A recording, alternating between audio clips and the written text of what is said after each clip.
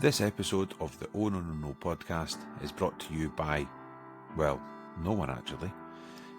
So we're on the lookout for a new sponsor, and if you're interested, you can drop us an email at ohnononopodcast@gmail.com.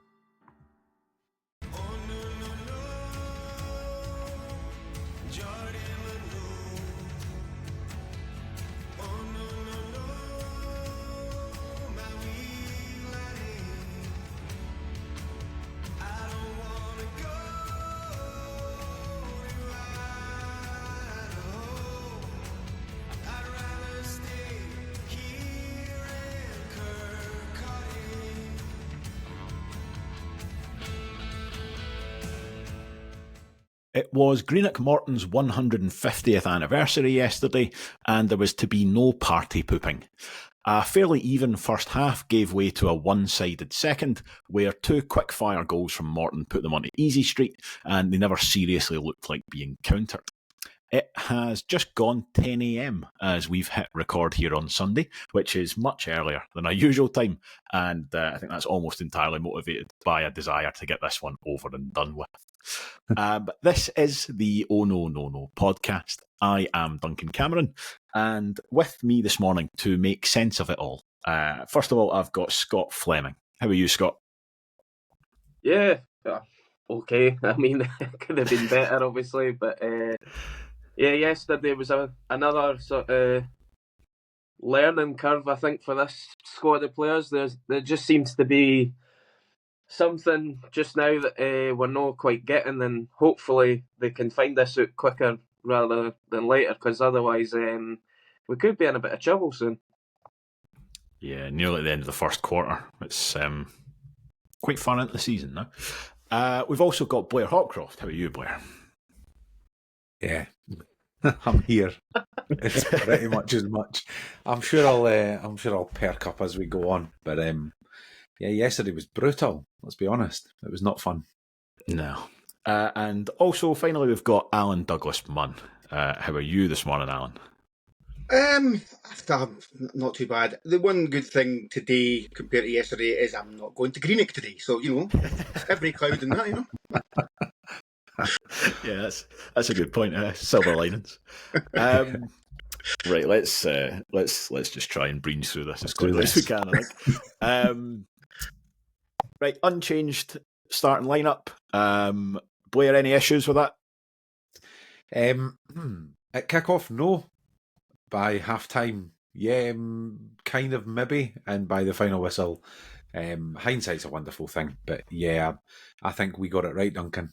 If I'm honest, I think the one change that needed to be made, that wasn't made, actually kind of did cost us a little bit. But no, you can't really grumble. It's a team that won a game last week and played relatively well, relatively solidly. So yeah, you can't really argue with the selection, to be fair. No, and I think first half they started all right. An interesting little bit in Neill Collins' interview where Davey gave him a real leading question where he basically just went, "Never really dominated at any point in that game." And I just left that. And which, I mean, it's a legitimate kind of questioning strategy. You get good answers out of it. And that in Neill Collins basically said, I disagree. I thought for the first 25 minutes, we were good. The first 25 minutes, we had a fair bit of pressure. We created some chances. And I don't sort of necessarily disagree with that. Allan, how did you see that opening kind of period? Are you more on Davies' side or more on Neill's? I without wanting to come across as Mr. Happy Clapper, I actually agree with Neill Collins. I thought first 25 minutes we played all the football. We had a lot of good possession in the final third. Decent balls getting kind of pinged across. I think Connolly had a shot that went over the bar. Easton had that shot, which we'll come to discuss. And I thought, yeah, we looked pretty decent. And Morton were limited to punting the ball up the park, and to be fair, they looked like they could maybe get at us with that at times. But yeah, I was genuinely feeling pretty comfortable at that time. I wasn't feeling like we were in too much danger. Yeah, that's kind of how I felt about it as well. I think that that opening period, of the two sides, I thought the Rovers were playing, by a fair degree, the better football, and looked more likely to sort of score a really good goal. Mm-hmm.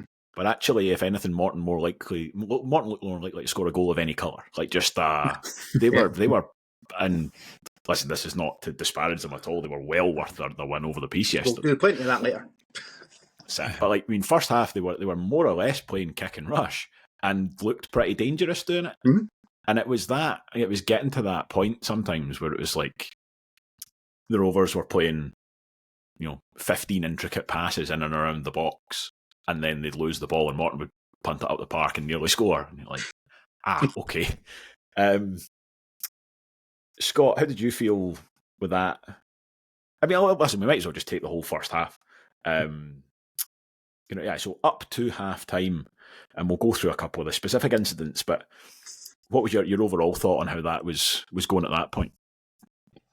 Yeah, I mean, I kind of agree with kind of everybody. I think that the first half especially, I thought we looked all right, and we actually looked like we were going to potentially score, to be honest. But as you say, like that sort of counter-attack that we kept getting for Morton, I mean, that one, I still was getting nightmares at like 9 o'clock last night. Kev tried to put the ball back into his box and then just collapsed the boy. But I do think we kind of got away with that one, to be fair. I think had we not got the one against Hamilton, but that one was given yesterday, I think that's the other way around. They should have been stopped.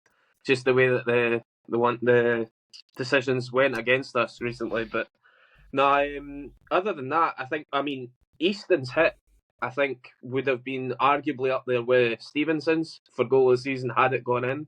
And then it's the same sort of cliche that comes about. Goals change games. You don't know how that game changes. If we go 1-0 up, Morton then have to probably go even more direct to try and get maybe another guy up closer to the striker and try and get another goal. I know it's still the first half, but I don't think Emery will want us getting too comfortable, because otherwise then we probably start to... I know that we've given away leads and stuff like that this season and last, but I think he probably then starts to worry that, we need to try and get a goal soon, otherwise the Rovers could get a second or just get more comfortable. But I think the longer the game went on at 0-0, I was just like, well, we need to get this first goal, otherwise if Morton score, I'm worried that the way that Morton play and the way that we've been playing this season, that we might struggle to even get back for 1-0. So it was a bit worrying, but at the same time, I don't think we played poorly in the first half. Yeah, I agree with you. I said at half time, like the team that scores first could win this 3-0. Like this game could, at half time at 0-0, like this, I could easily see this game finishing 3-0 either way, entirely on who scores first. And I mean, obviously that turned out to not be a million miles away with the way that it went. But that, I mean, through that first half, there was enough quality in and around the box that you could see where chances from the Rovers would come from. I mean, I thought that Pollock and Easton in particular looked pretty dangerous. I think we've seen signs of a kind of an understanding developing there, where Easton kind of comes, sort of drifts out of the middle towards the left-hand side. And it's obviously very difficult for the defenders because both Easton and Pollock will pass around you or run through you. It's very kind of tricky to deal with. And Easton, I think a lot of what I'm saying here, I'm basically contrasting with how the second half went before we get to it. But Blair, Easton playing kind of centrally that number 10 role in the first half, that's some of the best we've seen from him in that kind of central point without necessarily having the kind of finishing touches. Yeah, I don't think that's unfair. I think he did play really well. He had some really good touches, and he was looking kind of quite creative. And like you say, I actually think he linked really well with Connolly at times as well. He was doing that kind of across the park. There was the sort of 3 or 4 passages of play in that first half where we were doing kind of really quick touches and kind of actually carving them open a little bit and getting in behind them and getting a little bit of space. Couldn't quite get shots away. There was lots of throwing bodies at it and stuff, which credit to Morton. Like they do all day, and they will do all day. Do you know what I mean? They absolutely throw themselves at everything. Like, you can't fault them on that. I'm beginning to wonder if this is going to sound terrible, but Easton at his best almost somehow makes us not as good. It's a really weird kind of thing in my head where in that position in 10, when he's playing really well, I feel like it just leaves Jack Hamilton completely isolated. Like, he's got nobody with him, because that's not Easton's game. Like that, being up in support of a striker who's going to knock things down and feeding off of him and stuff. Easton's very much the greatest showman, and that whole thing about creating something from nothing and all of that. I'm just not sure it works with Hamilton in that shape, which is a shame, because I honestly don't think it's more an observation than a criticism. I don't think it's anything against what he's doing, but I felt like that kind of across the piece yesterday with a few players. There was a lot of observations, not criticisms. Like Pollock, for example, very good with the ball at his feet, very direct, he looked very hungry. Doesn't look like he massively enjoys a challenge though. Like he got one or two industrial tackles against him, is probably a good way to put it, and then he did seem to kind of shy away from it a little bit, and the runs weren't quite as good after that. It was just a frustrating day where it didn't really feel like any individual errors until the goals, obviously, but it didn't really feel like any individual errors were costing us, but it was just the collective kind of just not looking right. I don't know what it is. I really don't. I wonder how much of that first half, although we looked decent, we played the game in front of Morton's back four, which is what they want. Yeah. A little bit like last week against Falkirk, where the Rovers basically said to Falkirk, right, if you want to just whip crosses in, have a go. And if you score, then fine, we'll almost take that. And it's a little bit like that Morton first half, where it's like, fine, if Easton and Pollock and Connolly, if you want to knock the ball about and try and kind of nip around us, then you can try that. But fundamentally, we'll block the crosses. What they don't want you doing is running behind them. And we never did that once in the first half. Did manage it once or twice in the second half to little effect. But I know what you mean about Easton in that sort of number 10. It feels like we've got like four guys trying to create assists and one guy trying to score. If you know what I mean. But that's really simplifying it. But like, kind of feels like you need another number 10 in front of your number 10. Like, aye, do you know what I mean? Like, if we could just have two 10s, that would be fine. Or Sam Stanton, it would appear, because he used to just do both. Because you see that sometimes where it'll be like, Stevenson will go down the wing and Pollock will be down in that corner anyway, and then Easton comes across, and between the three of them, a couple little intricate passes, and one of them gets a chance for the cross, and Jack Hamilton's stood there between two big monsters who are just like, right, this is fine. Like, this is all right. Like, Kirk Broadfoot, for all the faults that he has, will stand in his own 6-yard box and head crosses away. Like, that... But it all changes, as we've said already, it all changes on a goal. Like, if Easton scores that one, he hits 25, that's a great strike, as you say, Scott. Comes off the bar. If that goes in, it's a different game.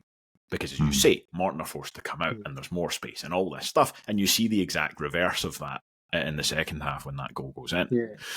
I think it also has the issue with Easton kind of drifting out to the left, kind of pulls Connolly across as well. So Connolly is not exactly one for sticking to his right wing anyway. He's not the traditional right winger in that sense. He's always looked to cut in. And he kind of comes in a bit to join the play. And it means if you do then find Freeman out in space and the ball goes out to them, there's nobody in front of him.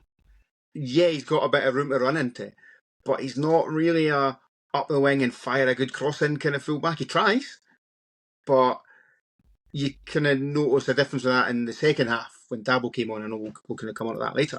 But it felt like we were all trying to go down the left. And if Morton see that, they're thinking, well, excellent, we just pack the defence on this side and we're fine. Yeah, I mean, we'll talk about it more in the second half. That Morton right-hand side I thought was excellent. All afternoon. Forward and back. Ballantyne at right back's like a solid right back. I think you would have said that. Like in the summer, he was one of the right backs that was available, but Morton snapped him up pretty quickly. And you go, yeah, good signing. Like, good player at this level. He's never going to win Player of the Year, but he's decent, and he was decent yesterday. Really good. Yep. Nearly even had a shot in goal for a couple of seconds. But the one I was particularly impressed by was Owen Moffat.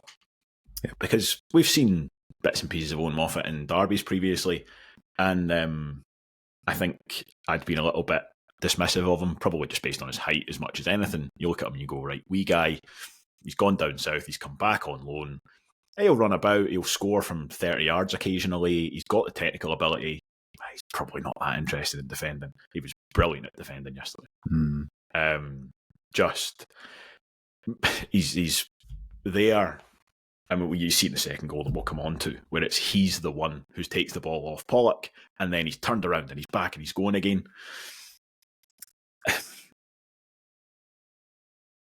And it's like a lot of that was just, and not to say the Rovers weren't working hard. I don't actually have any concerns over effort whatsoever.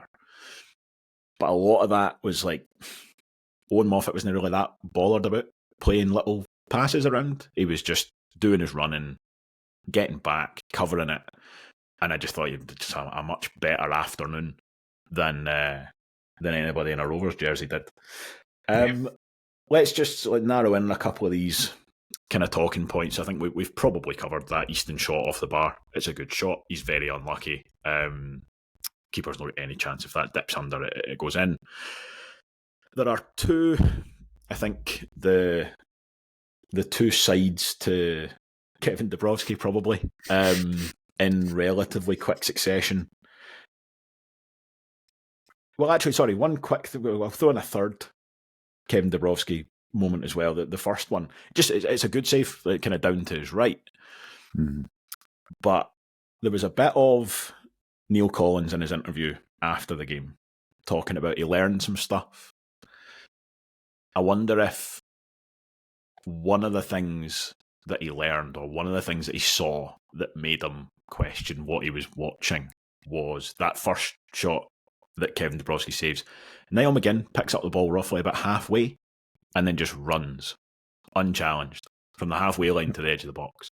And how many times have we said that though? Yeah. Last every home game.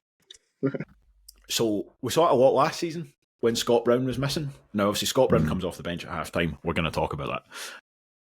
I wonder if that was partly motivated by that, because it looks like we don't have a midfield. And Ewan Murray is actually backing off to the point where he turns his back. He's actually at one point just running towards his own goal. Not a good sight. Not what you want to see. It's a good strike. It's not a great one, and Kev gets down and saves it well. But we saw a good few times last season. That ball just ends up in the back of the net, and that's you can't be letting that happen. You don't have to dive in. Like I get the Ewan Murray is not quick. Let's just lay that right out. Right, Ewan Murray's not quick, so he's got. To be fair, I don't think McGinn is either, for what it's worth. But McGinn's running at him. So he's got two choices as a defender. He can go and close him down, or he can keep backing off and square him up effectively. And I don't think there's anything wrong with him backing off and squaring him up. So he basically gets the momentum coming back the way, so that he's kind of matching his run and squares him up and tries to maybe show him outside or show him onto his weaker foot or whatever you want to do. But you can't just keep backing off and keep backing off, because what ends up happening is you then are ending up trying to put in a tackle on the edge of your own box. And he picked up the ball on the halfway line. And I get you don't dive in because he'll just knock it past you and go. But it's awful. I just think it's really bad. I think the root cause of that is further up the park as well, though. Once it happens, everything you've said is absolutely correct. You've got to then be able to defend that situation. But it's so simple. Where it starts off, the left back's got the ball, and Ross Matthews is basically looking at him, to be perfectly honest. And he starts off, McGinn's on his shoulder. And as the left back's standing with the ball, he looks across and he's got Ian Wilson, who's just standing. And Sean Byrne goes to close Ian Wilson down, but it's one pass and then Wilson just clips it round the corner. In the time that that's happened, Niall McGinn has moved about 10 yards further along. Like, basically he's drifted off Ross Matthews back to the halfway line, and Matthews hasn't moved. So Matthews is now just in no man's land. Byrne's gone to close the ball. So Byrne is 20 yards inside their half, and one pass to McGinn then takes out our entire midfield. Yeah. And it's at that point that McGinn then has just clean air to run in, and the defence are all, as I say, facing backwards. And it's just like, it's that kind of thing where, as I say, we saw it a lot last season when we just didn't have any defensive midfielders. That's concerning, because that's the kind of stuff you think, that shouldn't be... Like, I mean, Niall McGinn's a good player. He's a very, very good career. He shouldn't be, at this point in his career, getting 40-yard runs. Like, I think the midfield issue is if Murray does go and close him down, he at very least slows McGinn down enough that he gives Matthews and Byrne a chance to get back in and get back involved. But by backing off, he's effectively bringing McGinn further and further and further away from any defensive support that he has. Like, to me, it's just inviting pressure, and we do it week in, week out, and nothing changes. It's basically, they end up in the situation where Hanlon's covering one runner and Murray is trying to cover McGinn and the other runner. And it basically does end up being a dare of shoot. Yeah. Like, you don't have an option to pass, so you're now 25 yards out, shoot. And he does. And as I say, in this occasion, it's low into the keeper's right and he saves it. But we lost a handful of goals in important games last season doing that, where it's just guys running through the middle of your team. And it's... Christ, a sub-goalie for Arbroath did it to us. Aye. Just really slack kind of midfield, getting suckered in. And like I said at the start, Morton playing kind of kick and rush. I don't mean that negative. They got that chance, and it's because they just dragged this out a little bit, saw a midfielder out of position, and it's one pass. And it's not, and again, it sounds like I'm slagging off, it's not even a good pass, because it doesn't have to be. All he has to do is just knock the ball into the middle of the park, and McGinn's got yards and yards to pick it up and run with it. So that's almost a nothing incident, right? Nothing comes from it, but worrying, I think, as much as anything. But so that's a good save from Dabrowski. Then we have two incidents that also occurred in the first half. I mean, the second one's a really good save. I don't know what else there is to say other than the fact that it's a really, really good save. And it's very much a case of that is what he gives you. And full credit to him for saving it. I don't know how many other goalkeepers in the division saved that. However, see if we'd won, we'd have spent loads of time on the good save and not spent much time at all on the error. But we get beat, and I'm in a bad mood. So let's talk about the error. Let's give the people what they want. Yeah. I mean, I don't know why you would be doing this. If you're listening to this, but you haven't seen the highlights and you weren't at the game, it's worth watching this just to try and work out what, like, the kind of stages of the thought processes that go in on this. So it's a very kind of nothingy pass. It's an overhit ball into the channel, and it's running a couple of yards wide of the box. Freeman. It's one of these ones where, basically, Freeman could have got there first, but he knows that Dabrowski's also coming out for it, so he just slows down. And it's totally fine. No criticism of Freeman there at all. It's like, I could deal with this, you could deal with this, there's no pressure, fine, I'll let you do it. Totally fine. No pressure, no danger. But Dabrowski, I mean, so he takes a touch, and it's a heavy touch as he tried to knock it back into the box to pick it up, and then just launches himself at the feet of Owen Moffat. I think there's a fair bit we can interrogate here in terms of intentions and motives and all this kind of stuff. But let's take the kind of football aspect of it. First of all, Scott, do you think the referee got that right in the end? with the decision that he's given. So fundamentally, which is he's basically gone, that's fine. You've done enough. That's not a foul. I actually think it is a penalty. Like, I don't think he gets enough at all.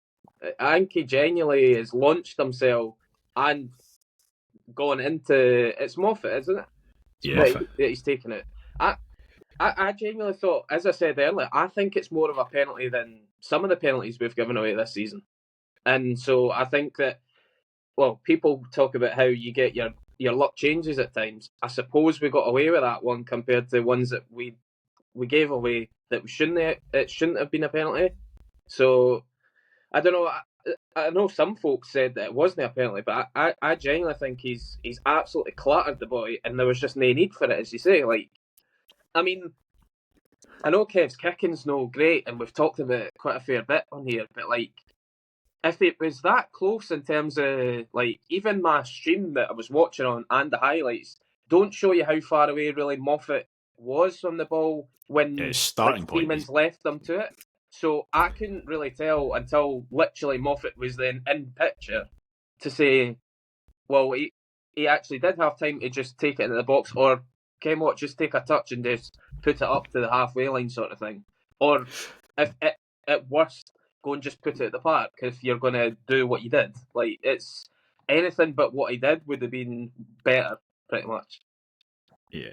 Well, I don't. Blair was shaking his head throughout that, so I know about the terms of the decision. I know how he feels about it. We'll come back to you in a second. Allan, what about you? Did you think? Well, tell me. Obviously, you were in the ground at the time. Did you think that was a foul? And having now seen it back, how do you feel about it? At the time, just the way the ball moved, I thought, no, I think he's managed to get chest on that. Luckily, because I think if he doesn't get in on it, it's a penalty and a red card. No doubt about it. In terms of the decision making for Kev in the first place, not only has he got the option, he's got plenty of time to just put the ball out for a throw in. I actually think there's a chance he could have just passed Moffat to Freeman, because I don't think there was any other Morton players that close. I think he could have just passed to Freeman. I like that he's confident in his ability to do what he tried to do, but he just made a mess, and it would have taken something really special for him to actually do what he was trying to do with it. And just play it safe. Just get rid of the ball. Then he'd be daft. Right? Yeah. But I do think the ref got it right. Luckily for us, and luckily for Kev, because if he decides it's a penalty, he's given a red card. I don't think there's any doubt about that. Blair, give me your thoughts on this one as well, please. I have to say, I agree with Allan. Really stupid decision from Kev. I think that's what it boils down to, is he made the referee make a decision, and he was lucky to get away with it. I don't think it's a penalty. And actually, to be fair, the angle, I was actually just behind Allan, up in the top of the stand. I was standing at the very, very back. So we had a relatively good angle kind of looking down into it. And actually, I think Moffat makes it not a penalty by playing the ball, because he effectively plays the ball against Kev. Yeah. So if Moffat doesn't get the touch that he gets, then Kev wipes him out. So if Moffat knocks it to the right or even underneath him, and Kev wipes him out, red card penalty all day long, and you couldn't grumble, because it was absolutely ludicrous decision making to get to that situation. It was, as Allan said, completely unnecessary, because there was at least 2 or 3 other options that he could have taken. But because of Moffat's touch and because he lifted it, he effectively kicked the ball into Kev's ribcage, and so Kev saved it. So for one, there's no hand, so any idea of it being in the box, out the box, handball, not handball, it didn't even hit his hand, so that was gone. He effectively made the save, and Moffat continued into him. You can't penalise a goalkeeper for making a save and then not, disappearing out the striker's path kind of thing. So I think in the end the referee got it right. And then I said at the time, I was like, we're really lucky, because the way our luck's been going this season, it would not have surprised me if he'd given a penalty and a red card there at all, because Kev's basically made him make a decision. The bit that really frustrates me, though, just before we kind of move on from it, is for me, it's like Kev not learning. So the one thing that Kev's got to figure out by now is that there's no team in this league thinks he's good with the ball at his feet. And he can like that or he can not like it. But there's a pattern emerging already this season, which is they shut him down every time. They drive at him because they'll have done their analysis, they'll have done their homework, and they've at least recognised that Kev has a mistake in him when he's kicking. Like, and do you know what I mean? He does. That you kind of get away from that. His kicking at the beginning of the season was really good, and then it seems to have kind of disappeared again. But he has a mistake in him, so they shut him down. How he thinks he's got the time when he's, I mean, what is it, 2-3 yards outside? It's not like it's on the edge of the box and he's knocking it from his right foot to his left foot and picking it up. He's effectively got to take 2 or 3 steps to get, and he's a big boy, like 2 or 3 steps for him is 7 or 8 for the average man. But it was ludicrous because Muffet's barreling down on him. He's got no chance. So I agree with you in terms of decision. I think it's not a foul, but only because of exactly what you said. It's the fact that Muffet basically chips the ball up into Kev, rather than him making any kind of deliberate contact. At the time, I fully expected the referee to point the spot. And the same, I remember saying it after the Hamilton game where the referee gave that one, where sometimes I think referees are much less inclined to be charitable if you've been stupid. If you do something that's really untidy or really daft. Like, because the Hamilton one, it was really untidy. So it was like it was a poor header back and he's come barreling out. And I think the referee's just less inclined to give you the benefit of the doubt. That's a very similar situation. And I think we just have to be, obviously it made no difference in the end, but kind of thankful that the referee has ultimately got that correct. But it's kind of by accident rather than by design. I mean, if you really, really wanted to kind of try and give him some kind of credit, he makes himself really big, creates a big target for Muffet to chip the ball into him, but he's nowhere near the ball. Like, he dives full length past the ball. Mm-hmm. He's just trying to get in the way, and he's got just as much chance of taking out the man as he does the ball, and I think he gets lucky. I mean, we like playing amateur psychologist on this podcast, and I'm going to indulge in a bit of that as well. I think it's an element of like kidology almost, or like fake it till you make it kind of. He's not had a good start to the season with the ball at his feet, and I don't think it's like a lack of confidence. I think it's like the only way to get confident is to act confident. Like, if you were totally devoid of confidence and you knew it and you were worried about it, you put that out for a throw-in. Yeah. You put it out for a throw-in, and probably what happens is Kieran Freeman goes, "Why did you not just give me that? Why did you not play the 2-yard pass? Or why did you not take 2 steps and just pick it up? That would have been easy." But you just put it out and you don't take the question. I think a goalkeeper who is really confident and knows he's really confident, as you say, probably plays the 2-yard pass or knows his own ability and takes the touch and picks it up. I think what you've got is this kind of middle ground where Dabrowski at the moment is not particularly confident, but he's trying to get that confidence back. So he's doing the stuff that he thinks a confident goalkeeper will do in the knowledge that if it comes off, he looks confident, he feels confident, it works. I think that's basically what happened last season, where he started off pretty shaky, but then he just kept at it and he kept going and it worked really well. And it's just not quite clicking yet. And I think that's where you get this kind of second guess thing. And a big part of it, which I hadn't really thought about until you said it there, is that the opposition are taking chances to see what happens. Because actually, Moffat is chasing a lost cause there. And I think a lot of time he just wouldn't have bothered. Certain other players wouldn't have bothered. Up against certain other goalkeepers, he wouldn't have bothered. He goes, well, I'll gamble on this, see what happens. And he very nearly gets a penalty. The frustrating thing I was going to say, just see the now, like the most dangerous ball you can play against Wraith Rovers is if you can get the ball over the centre halves to get them turned and coming back towards the goalkeeper, but hold it up enough that it just stays like a yard or so outside the box. Like Dunfermline, they got a penalty. Like Ayr, they got a penalty. Oh, sorry, Dunfermline, they got a red card and a free kick. Ayr, they got a penalty. It's that kind of, that area of not quite comfortable just seems to be haunting us at the moment. Hamilton as well. It's the same thing. Yeah. It's that Yeah, kind exactly of the same thing. 5-yard strip in front of the penalty box. Mm-hmm. We've just not quite got the communication or the, I don't know. I want to say leadership, but there's so many experienced football players in and around those areas. Just feels like 15 years ago, Dave McGurn would be glued to his line. So that would be the defender's job. I'm not coming out for it. I'm not going to come out for it. It's not going to happen. Deal with it. Now we're at a stage where it's like, will he, won't he? Will he come? Will he, won't he? Well, won't he come? Should he come? Should he not come? It's just like this level of doubt that's crept in. Yeah. I remember seeing it a bit, and I'm not drawing a line here at all. I don't think this is how football works. Saw a fair bit of Robbie Thompson as well. This is one that just specific. It just happens to be the example. Because Robbie Thompson, for a period, he was always kind of the backup goalkeeper, but it would be like Kevin Cuthbert or whoever would be injured. And you'd see that a lot. Specifically, like a very, very vivid image of Davo and Benny. Both. Like delaying, and hooking the ball out for a throw-in and going tonto at, I'm picking on Robbie Thompson, and it's that thing of, then it felt like it was the change in goalkeepers. Yeah. Because it felt like it was always Robbie Thompson, because he was always the one who was being thrown in after they'd just played 10 games with somebody else.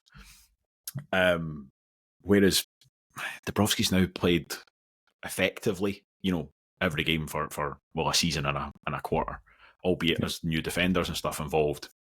You'd hope that you wouldn't still be dealing with these kind of relatively fundamental issues. Absolutely. And just a final point on that, I think you're right, though, that the pattern, once it's there, starts to self-fulfill. Because the first two can be coincidence, but then teams start to go, oh, is that a specific weakness? Maybe we'll try it and see what we can get. And then it's more likely to happen, and then it happens, and then it's a thing, and then it starts to roll on. Anyway, back to this football game. We get to 0-0 at half-time. Actually, as I say, I think Over the Piece had played all right for all that. Hadn't managed to create a goal, but had created a couple of chances, hit the bar. Morton had some chances, but pretty even. There's then a big roll of the dice, certainly in hindsight, from Neill Collins, where he introduces Scott Brown, but takes Sean Byrne off at that point. Now, at the moment, I think we can only assume that was a straight tactical decision. I've not seen any indication that Sean Byrne had any kind of injury. Just don't know on that front. But Blair, I'll kind of come back to you. Do you think that's match defining, that substitute? Yeah, I think it's massive. I've seen a lot of stuff online. There's a considerable number of the sort of louder voices on social media and stuff who are falling into one camp or the other of criticising Neill Collins and wishing we had Murray back and not and all the rest of it. And I absolutely don't subscribe to any of that. But yesterday, for me, that absolutely killed us. It was 100% the wrong decision. Now, there may well be a reason for it that we're not aware of. So if Sean Byrne's carrying something, fair enough. Because if he is, you bring Scott Brown on. That's what you do. You have to. But the idea that replacing Sean Byrne with Scott Brown was somehow going to make us better, I don't see it. I don't see how at all. I've a lot of time for Ross Matthews and do you know what I mean? His time with the Rovers and stuff, but he didn't have a good game yesterday. I don't think anybody will disagree with that. And for me, that was the obvious change, was to swap them over, because there are times in games, and I spoke about it last season, but I criticised Ross Matthew a little bit when he first came back in after the injury. The game up at Arbroath when the weather turned and everything turned to shit, and it was a game where we needed somebody to slow the game down and put their foot on it. And I said I didn't think Ross Matthews was that player. I do think Sean Byrne is. And yesterday, when you lose the first goal, which was poor, but you lose that first goal, it just felt a bit like all kind of shape and all kind of structure and discipline just seemed to disappear a little bit. And I think that's something that Sean Byrne does the Sean Byrne role very well. He doesn't shoot, he doesn't score. He's not a marauding midfielder. He's not going to go box to box for you necessarily. He did break out a couple of times in the first half yesterday, to be fair. But No, Ross Matthews and Scott Brown for me doesn't work as a pair, and they're too similar. So yeah, I thought I was really actually quite annoyed when that substitution was made and it panned out the way that I kind of saw it happening. Yeah, the word I was thinking of, and you were talking through it there, was I think we lost control in that kind of midfield with that. Scott, would you agree with that? Yeah, 100%. I think I said it a few times on the podcast last season that I don't think you can afford to play Matthews and Brown together. Obviously, last season Matthews missed pretty much the first half of last season with his injury still. So when Scott Brown wasn't getting played at centre half, he was in there with Byrne. But and that partnership seemed to work whenever I think we. Obviously, I don't have the statistics for it, but I think we won pretty much every game, maybe bar one or two, with that as the midfield partnership. But yeah, I'm not sure really what Collins was thinking, to be honest with it. I think we're all a bit baffled. Part of me is thinking that he wouldn't have it has to have some sort of injury thing about it, because I just don't see where he thinks that why it was needed either. Because I don't think we were playing too poorly, and I don't think that I actually don't even think that we needed a half-time sub when I looked at the first half. But then I think it was a case of, well, I'd like Brown on it maybe like the hour mark, maybe for Matthews, and then get Brown to give you sort of half an hour of extra legs in the middle of the park, spray a few passes around. Because I actually do think, and I've been criticised for it before, I actually think that Brown is a far better footballer than Matthews. Whether it's football IQ, he's tactically better, I think he's technically better as well. And it's nothing against Matthews, because he does do a job, but I think that Brown's just better at that sort of role. And I think I also thought it was quite interesting, I don't know how many times it happened last season either, that Brown came on and straight away took the captaincy. Whereas Ross Matthews is meant to be, I know he's the club captain, but it was the whole thing was Brown was going to be captain until Matthews was back, and it seems to be it's gone the other way now. And both Murray and Collins have just went, no, Scott Brown's my captain.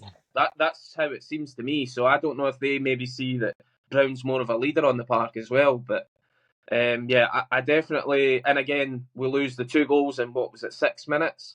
How many times did that happen last season? Like, it was ridiculous. And it was brought up time after time that it kept happening. So, yet again, we've got, I think, probably 4 or 5 new players in that team that won it there last season. But there still seems to be an issue where all we've conceded, we're going to concede soon again, because that's what happens to us. And so that's something else that we're going to need to rectify very soon. Otherwise, yeah, teams will just realise how vulnerable we become when we concede a goal. Yeah, let's move into these goals. So the first one, I mean, it's a kind of second phase from a set piece. It's a really good header. We'll say that.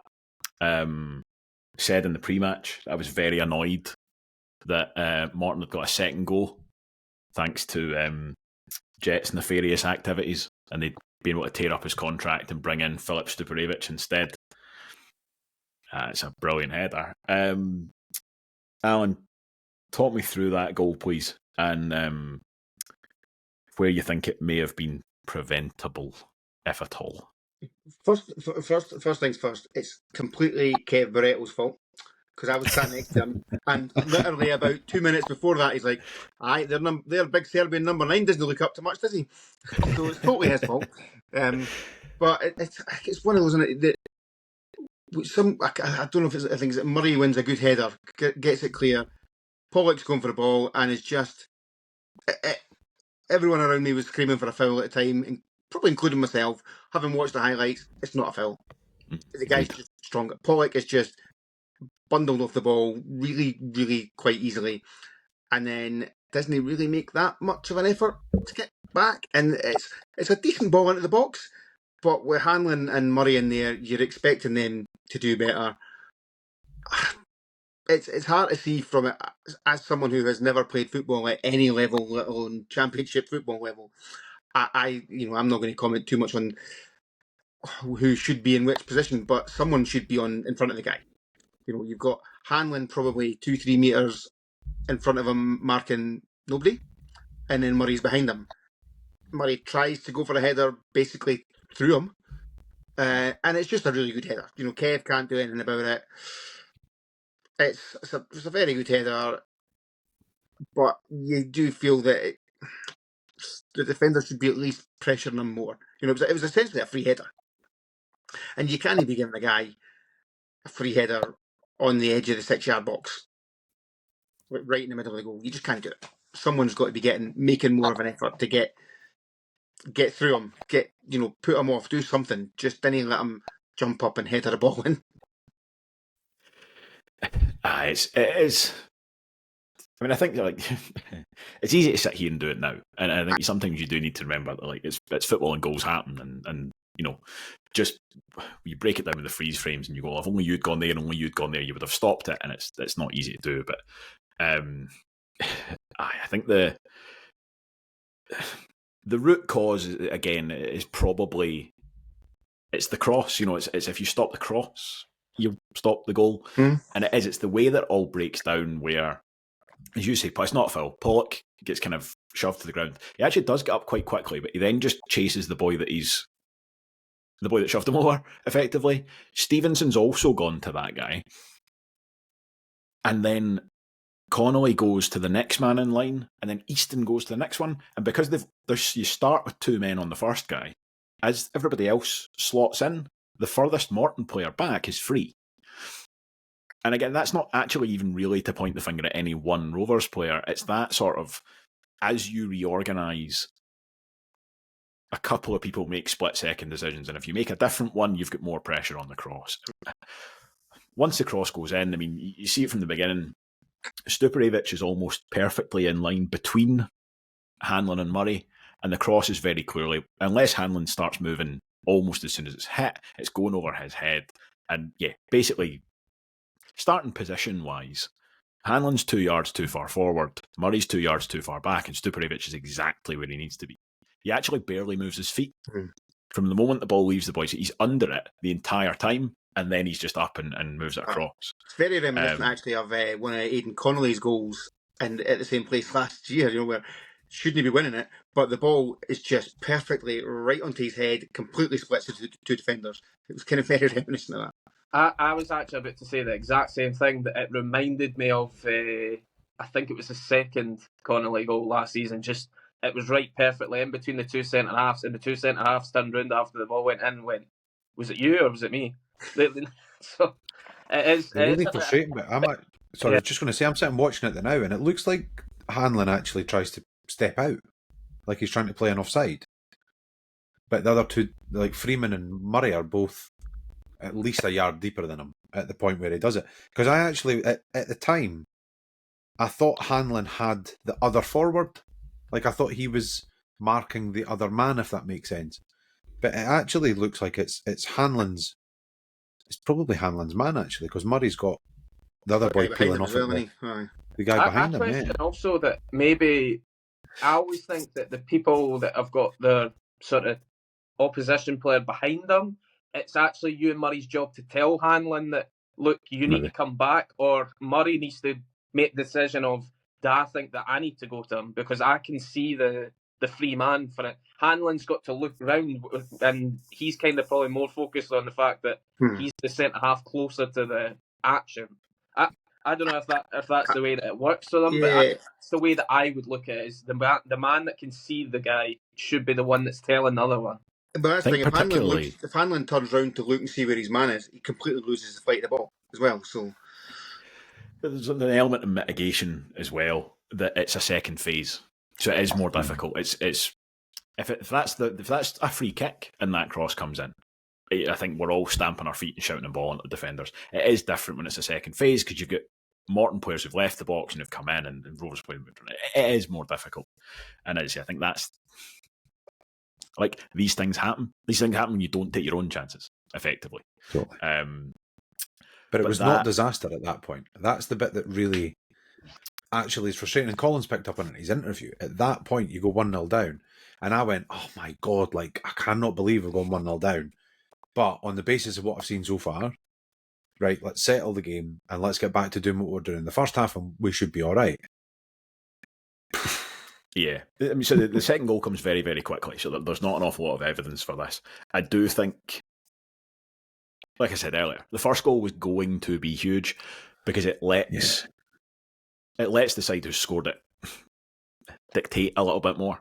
Like, as you said, Morton did not want us in behind them, and they almost achieved that pretty much for the entire game. That gets so much easier once you're a goal up and you don't have to take any chances, any of that kind of stuff. So I think it was always going to be critical to that sense.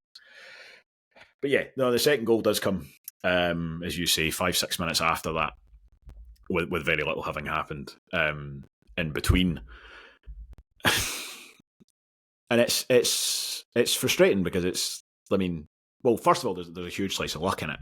But it starts off, it's Pollock in the left wing, kind of trying to run through two men. I'm running into them. Aye. I don't know how critical I'm inclined to be, because he did that a bit in the first half, and it was working quite well. But it's a very low percentage bit of winger play. I think you maybe still come out of that with the ball 5% of the time. So he kind of coughs up possession. The boy Moffat comes away. You actually see him in the highlights. He basically kind of shrugs and he's like, I've not got an option. I'm just going to launch this.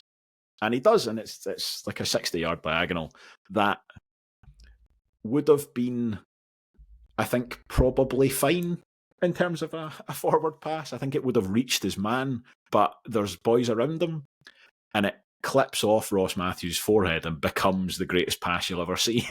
Like, it's perfectly weighted. I'm kind of inclined to go the other way, Duncan. I think he shanks it. I'm just like, because in my head I remember the ball and I remember the header, but you know that thing about in real time you never quite remember it the way that it was. I remember Ross Matthews being a lot closer to Muffet than he was. He's actually quite far away, and if you look at the flight of the ball, like, it looks like Muffet's actually kind of hooked it. So it's. I think he's actually good. The ball's going to end up behind the runner. He's going to have to double back. Run, yeah.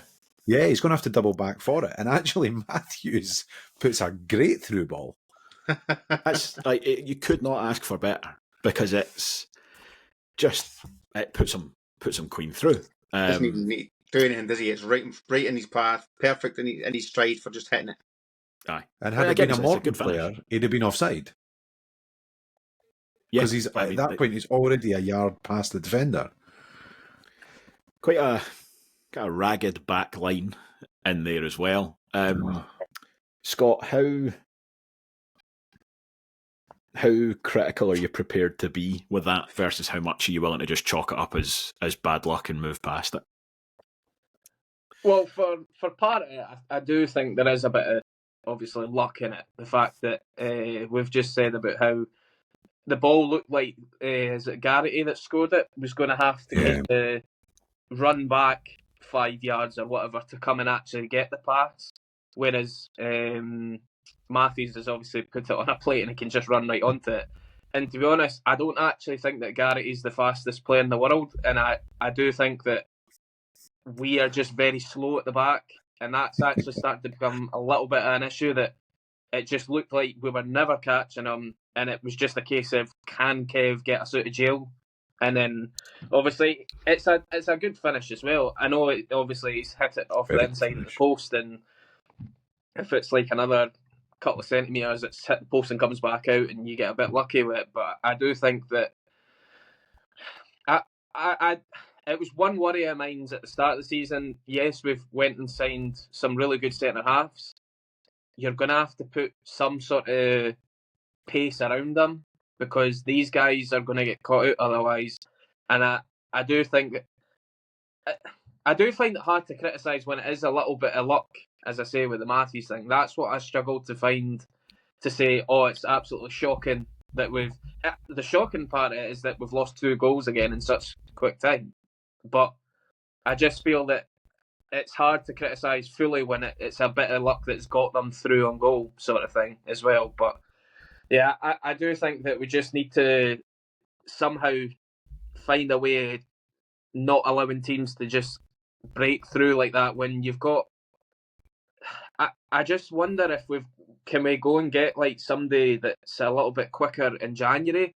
I know it's January and it's no right round the corner sort of thing, but we've got 3 centre halves that are very experienced and very good, but they're very slow, all of them. So I think it's again teams are going to start to click onto that quite soon as well. I don't think that's something. If we're seeing it, I think it's going to be something else that other teams are looking at. I think there are ways to work around it effectively.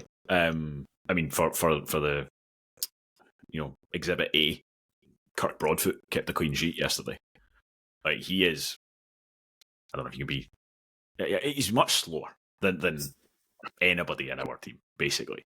But he never. You wouldn't know that on the evidence of yesterday. That's effectively evidence gathered over the last 5 years, because he never really had to do an awful lot of being turned or any of that kind of stuff. And again, I see scoring the first goal helps from that front massively. I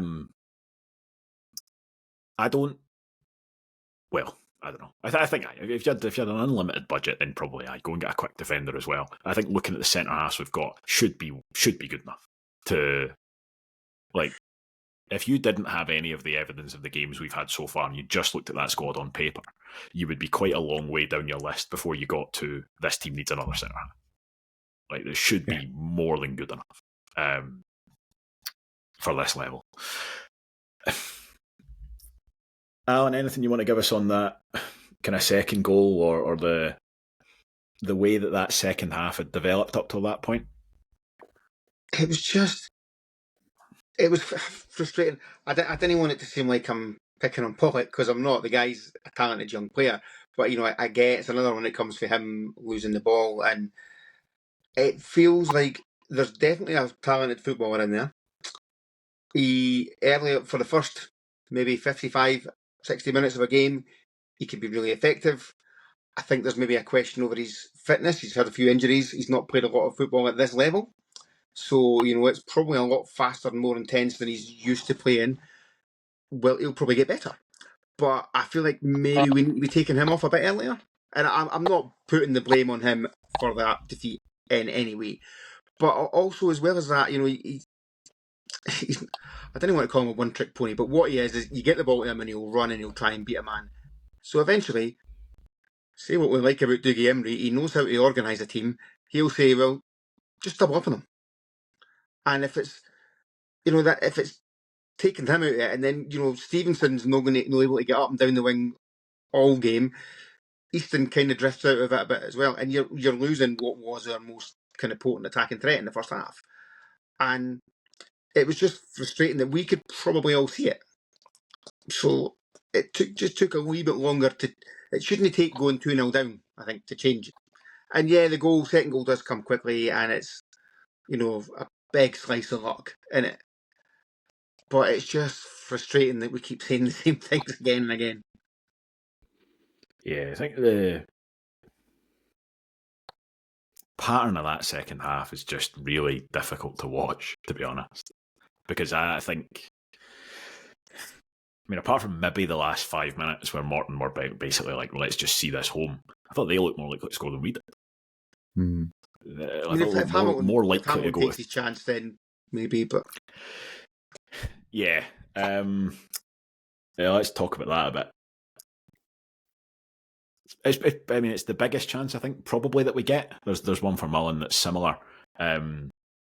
So Fanky Dabo comes on. We'll talk about all the substitutes in a second, actually. But he plays a big ball down the right-hand side, basically. But it's over the top. Morton's defence is turned for basically the first time the entire afternoon. And it's Jack Hamilton running off Kirk Broadfoot.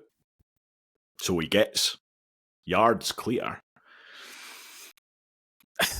And I just think that big number 9, that's got to be your bread and butter. You've got to be single-minded. Like, take a touch, hit the ball.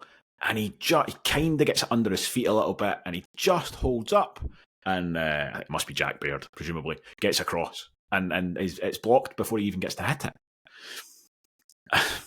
And it's that, said earlier on, you've got loads of guys trying to create chances, and you've basically got one guy whose job it is to finish them, and he's clearly not in the kind of frame of mind or habit of really kind of taking these sort of chances, because I don't think you can't be passing that up as meekly as we did. I mean, is there beautiful ball? It's a cracking pass. Really is. We'll talk about Dabo in a minute, because I think he's probably the one bright spot from that second half. But that, I mean, in terms of taking that as a kind of problem statement, we're not really scoring enough goals. I don't want to kind of single him out, but we've just said, I mean, Jack Hamilton effectively he's the big number 9. It begs the question. I mean, Scott, do you think is there anything that leaps out to you that think we could be doing, or we should be doing? Anything Jack Hamilton should be doing differently to try and improve those numbers?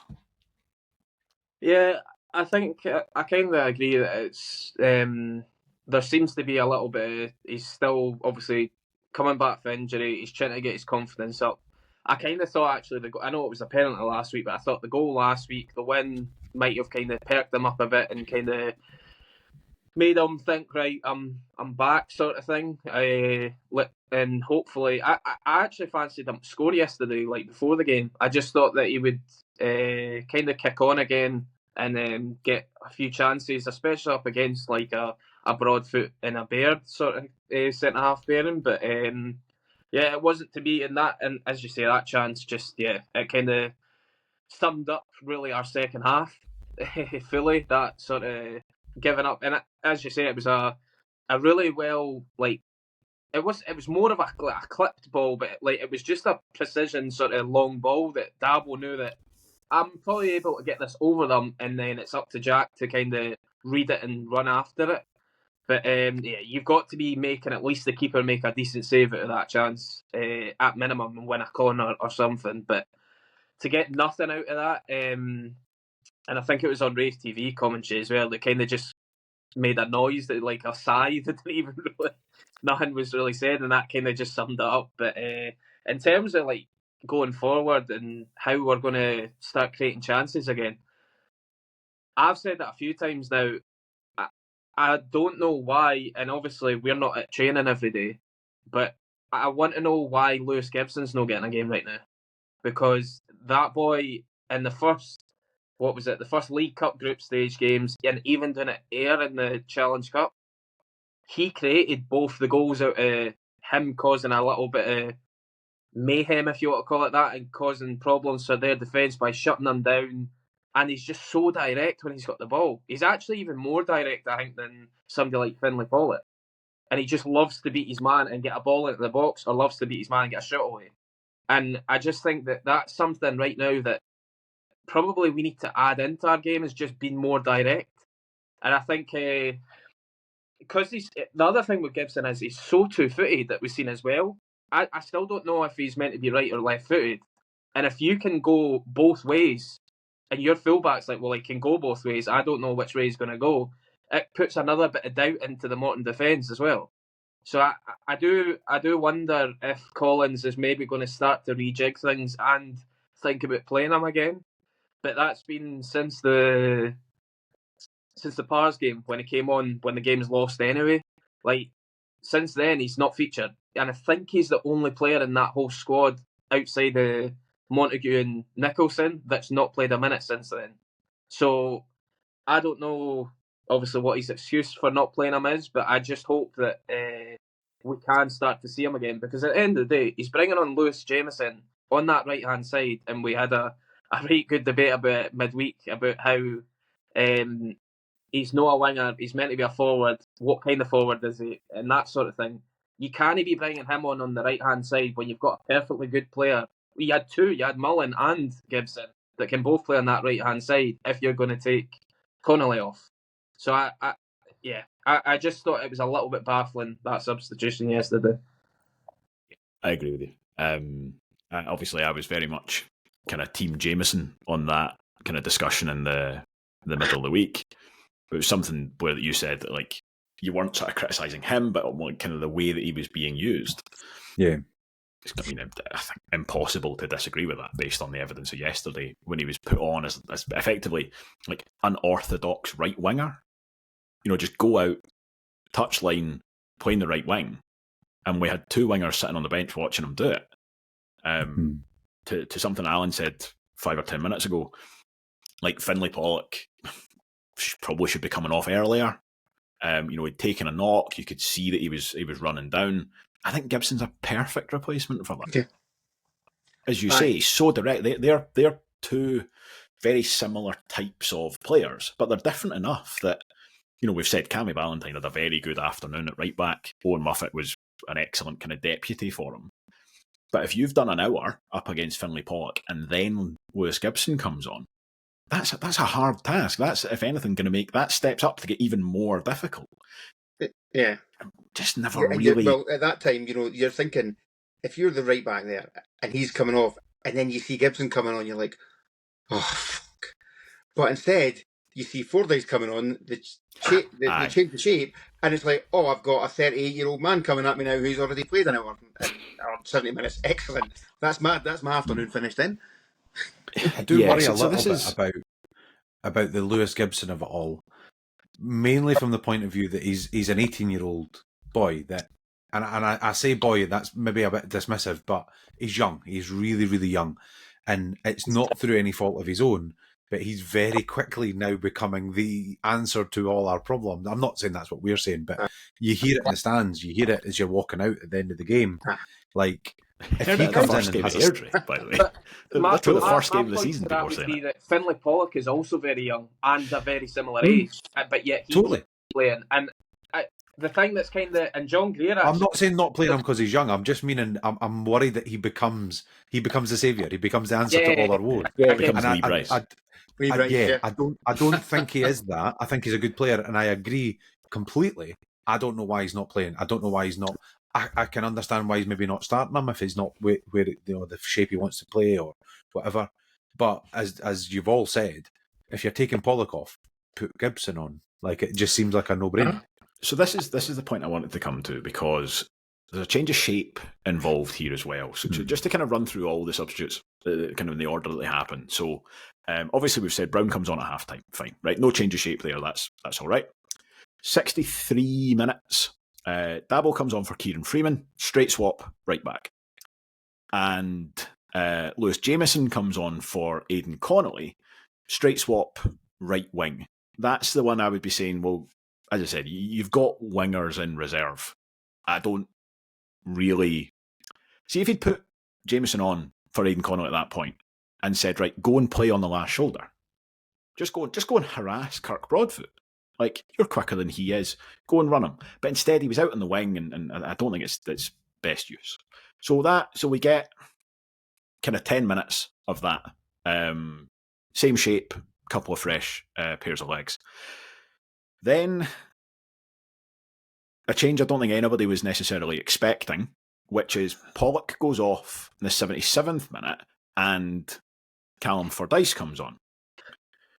So he goes to back three. Now, I think there's a couple of relatively, clear reasons for that. There's only a couple of reasons why you would do that. So one is to push your wing-backs further forward. So you're trying to get Dabo and you're trying to get Stevenson further up the park.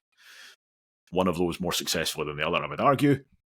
The other, presumably, is just to try and win more headers. I can only guess. Blair, is there well, first, any other kind of reason you think you would do that? Any reason that you think that it might have worked? And then, well, you can tell me if you think it worked. If you like, I suspect I know what your answer is going to be. And it didn't work. Whether or not you agreed with it at the time, I suppose. I think I'm probably in the minority, certainly within our group chat, about I'm not adverse to the back three. I see the logic, I see the thought behind it. I see the players that we have and the way that we play, and it could work. I think we have got one or two players, and actually I would drop Gibson into that conversation quite early, that it absolutely doesn't suit. Like, that that I wonder if that's partly why he's not in the manager's kind of thought process, because he's looking to change the shape to this three at the back, and it doesn't really suit Gibson particularly well. But for me, the glaring reason that you go three at the back is not, and the obvious narrative is we've taken a winger off and we've put a centre half on. How's that an attacking substitution? We're trying to chase a game here. But you go three at the back, you push your two wing backs on, and you go two up front. At which point it is an attacking substitution, because actually what you're doing is you're going from four at the back to three at the back, and you're pushing that extra body forward. The issue for me was the order of the substitutions. So I've been quite open about my not enjoying Jameson and the role that he's been playing for us. I maintain it. I don't think it's a criticism of him as a player, but he's not a right midfielder. So he brings him on as a winger, and then within 10 minutes changes the shape. And Jameson was the one player for me that didn't look like he fitted the shape that he was changing it to. So why the hell did he bring him on? Unless he's planning to play him up top, feeding off of Jack Hamilton, or being in front of Jack Hamilton even, like just being that extra attacker. But it didn't seem to happen. Jameson still seemed to be kind of coming in from the right. No, he was almost out there with Dabo at times. I'm like, it was neither one thing nor the other. I've said all along, I think Jack Hamilton doesn't work as a lone striker. I think he needs somebody with him. And I think three at the back affords us the ability to do that. But not yesterday. It was a shambles. No, and I think it's, again, the substitutes who aren't used pose as many questions as the ones who are. Because if at any point you were thinking about going to a front two, Callum Smith's sitting on the bench. Callum Smith, yeah, completely. On the switching to 3-5-2, I know we're on a separate debate and I'm kind of sidetracking a little bit here. To me, the biggest reason our squad would play 3-5-2 is that's how you get Sam Stanton back in when he's fit. He's not. We've not got him. So that's the kind of key for me, because then you can play, you can even keep Easton in his current position as a kind of proper 10. Like, so you've got Stanton in that kind of midfield role, and Easton is probably just up front playing off of Jack Hamilton. That probably works, and Hamilton and Easton as the two, or Vaughan when he's back as well. But I just don't. Yeah, I think other than the only reason for it yesterday, I think, is to get Dabo forward.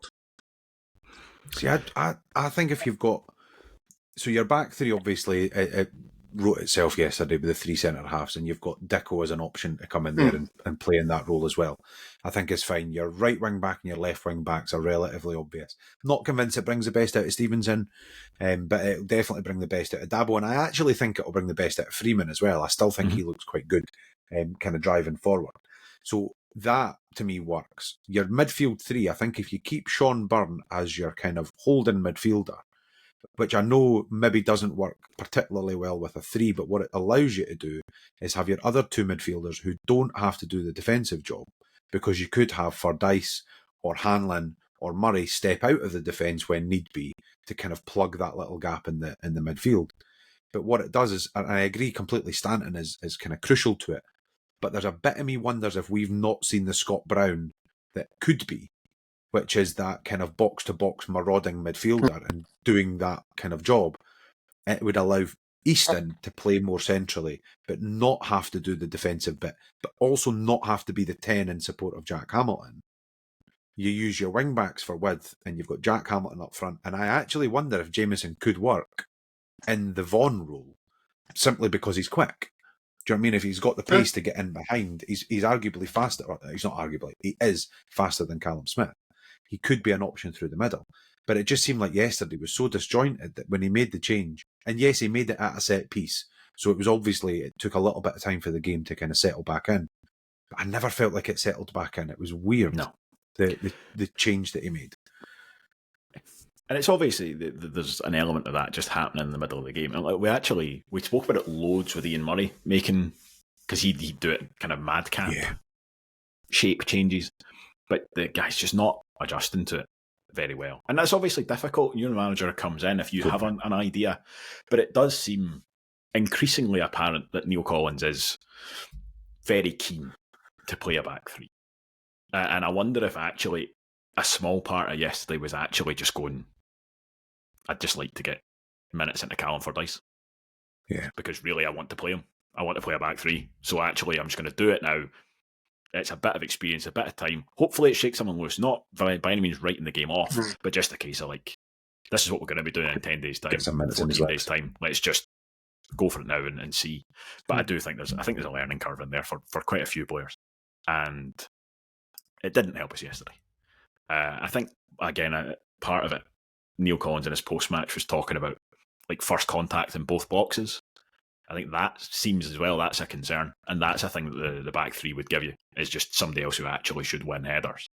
I mean, it's completely theoretical, but you would think even the first goal, you would be less likely to lose a goal like that if you've got Callum Fordyce on the park as well as Ewan Murray and Paul Hanlon. Definitely, I mean, it has its upsides, but I don't think really the substitutes that he made, or the order that he made them in, or the shape he put them in, helped us yesterday, really. So bad job, Neil. Bad job. Could be worth it in the next game just to remove, really reduce the possibility that Zach Rudden gets his inevitable goal against us at Starkmark. Sorry, I shouldn't be. I'm throwing more negative. I can't. Let's try and dismiss that thought as quickly as we can. We'll finish on a positive. I think one of the very, very few positives from yesterday's second half. Dabble looks all right. Yeah, it looked pretty decent. Actually, I thought Freeman was decent as well. It's one of these things happen sometimes where you think, like, we've got this new guy who's come in and looks really decent, but actually the boy he's replacing has been one of the better players in the last couple of games as well. So that's a bit of a shame. But Scott, did you like what you saw from Fankity Dabo in that final half hour that he got? Yeah, I think he kind of showed us what we've kind of been seeing in sort of little YouTube clips at Coventry and stuff like that. He looks like quite a sort of powerful fullback that likes to get forward, and he's already shown that he likes to sort of be direct at times with a bit more with a ball over the top, or even just get I think I've seen him a couple of times put in like a first time ball into the box as well. So it seems to be something that he really likes doing, and we've not had it obviously since Ross Millen disappeared. So like I think if we can get back to that sort of thing, your other thing is, I'll be interested if we do ever go back to Mullen on the right hand side, if that's going to work as like a double weapon that both of them can put in a really good cross, or if it's going to hamper one or the other one just because they both like to cross some slightly deeper. So I'm not sure how that will work, but it also might not work anyway, because if he's that determined to play a back three, Mullen probably doesn't play then. But yeah, I think Dabo looks promising though, and to be honest, I think once he's fully up to speed, I do think he will be the starting fullback, and it's nothing against Freeman, because I do think he has, since he's been back for injury, has played well. I just think that Dabo's played at a higher level. Collins, I think this has been a Collins signing that he clearly identified that he wanted. So I'd be more inclined to think that that's why Dabo, once he's up to, I think in the next 2 weeks, he's got 2 weeks to kind of get even more fitness into him. I actually think Dabo will play in this testimonial on Wednesday, and I think Dabo will probably play most of the game just to get more minutes into him. Not that the game will be played at some high intense pace, but I just think it's more game time for him. So I do think that will be the change that we do see probably for the next game against Queen's Park. Yeah, I would be, right now, I would be very, very surprised if we didn't start with a back three against Queen's Park with Dabo at right wing back. That just seems to be the kind of direction of travel. Blair, any thoughts on Dabo, of course, and any kind of final thoughts before we consign yesterday to the dustbin? Scrumple it up and chuck it in the bucket. Yeah, I thought Dabo was really good when he came on, really positive, really kind of drives and stuff. I actually felt really sorry for Freeman. Not so much in the sense of he came off and had done well, but just actually from some of the shouts in the crowd and stuff, it was like and I spoke about it earlier in the season with Stevenson, who I didn't think had a particularly good start to the season, but the narrative around him, it was like, we'll give him all the time in the world and we'll excuse every mistake that he makes, but Freeman's maybe somebody that we fancy, and therefore we'll jump on every mistake that we make. But it was like Freeman was getting the ball on the right hand side, so that like 5-10 minutes before the substitution, the 2 goals have kind of gone in or whatever, and he's got the ball on the right hand side, and everybody runs away from him. Every soul on the pitch runs away from him, and he gets the ball and he kind of looks up and there's nothing in front of him, no one making a run, so he cuts back inside and plays the ball in the midfield. And there's a couple of grumbles from the crowd about, oh come on, that's rubbish, you've got to do better. Dabo came on, and the very first time he got the ball, the exact same thing happened, and the first shout was, come on, you've got to open up for him. And I'm like, how is it any different? It's the same, literally the same scenario, but he's just one of these players. He's clearly going to be a fan favourite. The way he carries himself and the kind of cooler than cool kind of interviews and all the rest of it. And long may it continue, because he absolutely was a bright spot yesterday. But I feel for Freeman in the sense that it's not a level playing field in the slightest in terms of expectation. A couple of very good balls. There was the one he pinged from right to left. I think it was to Stevenson, actually. He played it square across the park. I can't remember the last time I've seen a footballer at Wraith Rovers kick the ball that hard. It was. Do you know, like, it's when you're like, I've done a lot of kids football and stuff through teaching and stuff, and you very occasionally come up against somebody who's just that little bit stronger or that little bit older or whatever, and they kick the ball and you go, oh wow, that's different. It was that, like, the power he played the pass with and the precision he played it with. He's clearly a talent. So yeah, looking forward to seeing what he does. People say Wraith Rovers fans are difficult to please, but just kick it really hard. Just kick it really hard. That's all we're after, hard really. And straight. Yeah. Right, listen, I think that's plenty. Yeah, let's never talk about it again. Thank you, everybody, for listening. Remember, it is Ross Matthews' testimonial on Wednesday night, as Scott mentioned, down at Starks Park. No game in the league next weekend. Probably not a bad thing. But I think presumably Thursday night, instead of us having a preview, because you can't preview a game that's not happening, there will be a bonus episode out. I sat down with Allan Russell from the Trust at the start of the week. So that hopefully should be interesting. It's a bit more about the Trust and what they do. So look out for that. And as I say, thank you for listening. We will see you again soon. Goodbye.